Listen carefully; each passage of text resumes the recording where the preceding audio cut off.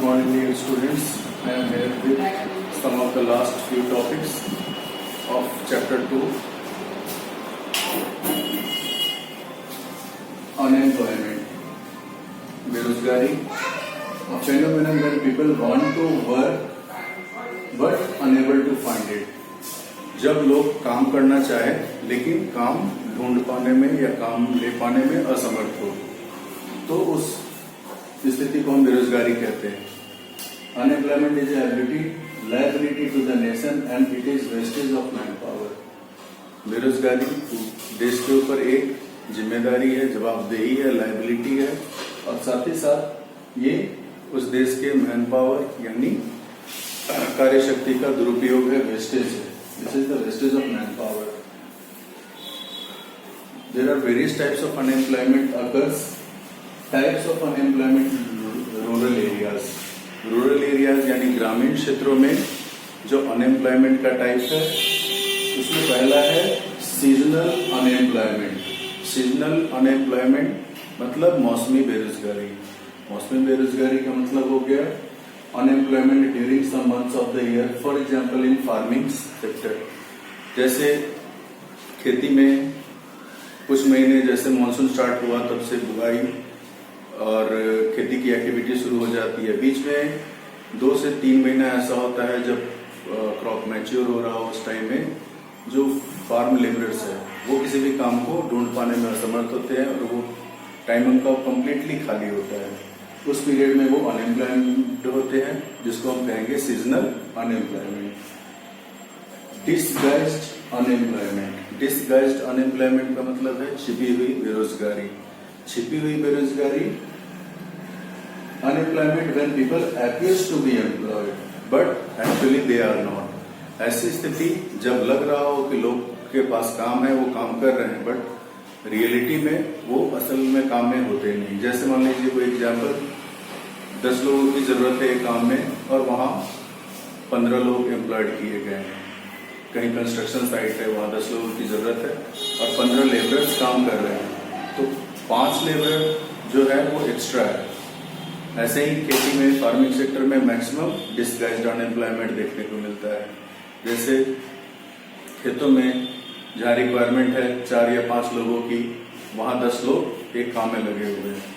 तो ऐसा लगता है कि सब के सब काम में लगे हैं, लेकिन फिर भी वहाँ लोगों की वेस्टेज होती है, मैन पावर. तो वो कहलाएगा डिसगाइज्ड अनएम्प्लॉयमेंट, छिपी हुई बेरोजगारी. Urban areas unemployment. शहरी क्षेत्र बेरोजगारी में आता है एजुकेटेड अनएम्प्लॉयमेंट, शिक्षित बेरोजगार जिसको कहते हैं. तो शिक्षित बेरोजगारी का कारण है it is seen mainly the number of graduates and post graduate unemployed has increased when matriculates. खासकर आज कल बहुत सारे ऐसे बेरोजगार हैं जिनके पास काफी हायर डिग्रीज है, टेक्निकल, प्रोफेशनल, हर तरह की हायर डिग्रीज के बावजूद they are unable to find any job. और इनकी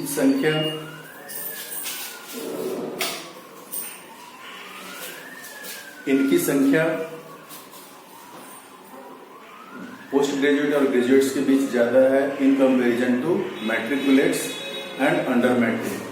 जो कम पढ़े लिखे हैं वो तो फिर भी किसी तरह से कोई काम में लग जाते हैं, छोटा मोटा काम कर लेते हैं, लेकिन जो हाईली एजुकेटेड पीपल है उनके लिए समस्या होती है वो कौन सा काम करे और कैसे अपने आप को सोसाइटी में मेंटेन करे. सो चलिए अब आगे कुछ टर्म्स हैं. First is infant mortality rate, शिशु मृत्यु दर. इन्फेंट मोर्टेलिटी रेट कहते हैं शिशु मृत्यु दर को. IMR, number of deaths of children under 1 year for 1000 live births. 1 साल तक के बच्चों को शिशु कहा जाता है. यानी तो 1 साल के अंदर में अगर जितने बच्चों का डेथ हो जाए जो लाइव बर्थ्स है उनमें, so they are known as IMR, infant mortality rate, शिशु मृत्यु दर.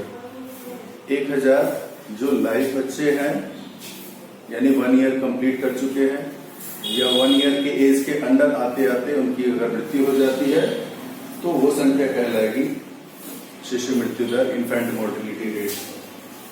बर्थ रेट सेम एज, उसी तरह से under 1000 live birth, under 1000 population, 1000 की जनसंख्या पर कितने बच्चों का जन्म हुआ। 1000 की जो पॉपुलेशन है उस पॉपुलेशन पर जितने नंबर ऑफ चिल्ड्रेन, जितने नंबर ऑफ बेबीज बॉर्न होते हैं वो कहलाएगा आपका birth rate.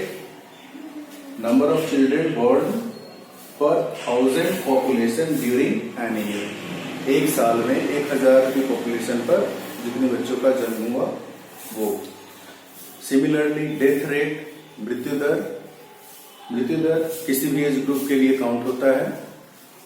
Number of deaths पर 1000 पॉपुलेशन, 1000 की जनसंख्या पर जितने लोगों की मृत्यु हो जाए एक साल में उसे हम डेथ रेट काउंट करते हैं।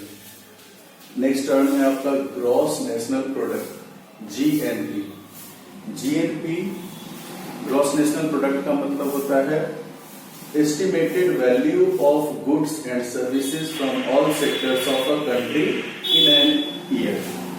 किसी कंट्री में जितने भी सेक्टर्स है, primary, secondary and tertiary, her sector से जो टोटल इनकम है एक साल का, उसका पूरा सम कहलाएगा ग्रॉस नेशनल प्रोडक्ट। प्राइमरी यानी एग्रीकल्चर, सेकेंडरी यानी इंडस्ट्रीज और टर्शियरी मीन्स सर्विस सेक्टर। तीनों सेक्टर से जितने इनकम होंगे एक साल के अंदर वो सारा का सारा कहलाएगा gross national product, GNP. National income, राष्ट्रीय आय, तो estimation of value of all goods and services during a period. एक निश्चित अवधि में जितने भी सोर्सेज है, जितने भी वस्तुएं, जितने भी गुड्स है, सर्विसेज है, जितने भी वस्तुएं हैं और जितनी सेवाएं हैं, उनसे आने वाली सारी आय वो कहलाएगी national income. Usually national income पता किया जाता है 5 साल के पीरियड में। जो हमारे यहाँ 5 ईयर प्लान होता है, 5 वर्षीय योजना होती है, उसमें 5 साल में कितना इनकम हुआ वो नेशनल इनकम काउंट किया जाता है। नेक्स्ट टर्म है आपका ह्यूमन कैपिटल, मानव पूंजी। मानव पूंजी कैसे है? तो stock of skill and productive knowledge embedded in human being. Human being में जो प्रोडक्टिव स्किल्स है और जो नॉलेज है वो किस तरह से एम्बेडेड है यानी जड़ा गया है, वही ह्यूमन कैपिटल यानी मानव पूंजी कहलाता है। कौन कितना पढ़ा लिखा है, कितना प्रोडक्टिव है, कितना अच्छा काम कर सकता है, कितना इनकम कर सकता है, ये सब मिलाकर कहलाएगा मानव पूंजी। ह्यूमन कैपिटल फॉर्मेशन, अब मानव पूंजी के बनाने की प्रक्रिया क्या है, वही कहलाएगी human capital formation. So human capital formation is process of training, medical care and education are source of human capital formation.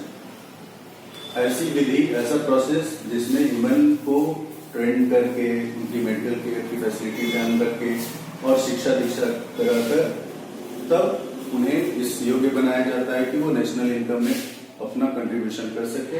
ये प्रोसेस कहलाएगा process of human capital formation. Now the last point is people as resource. How people is resource, कैसे मानव एक संसाधन है। तो a way of referring to a country's workforce in terms of existing skills and abilities. यह एक तरीका है किसी भी देश के वर्कफोर्स यानी जो कार्य बल है, जितने लोग काम करने में लगे हैं वो वर्कफोर्स, उस वर्कफोर्स की कितनी एबिलिटी है, उनके स्किल्स यानी गुण और उनकी एबिलिटीज यानी योग्यताओं के आधार पर। तो अपने गुण और योग्यताओं, स्किल एंड एबिलिटीज के हिसाब से कंट्री का वर्कफोर्स कितना ज्यादा प्रोडक्टिव है वो रेफर करेगा पीपल एज अ रिसोर्स यानी मानव एक संसाधन की तरह से।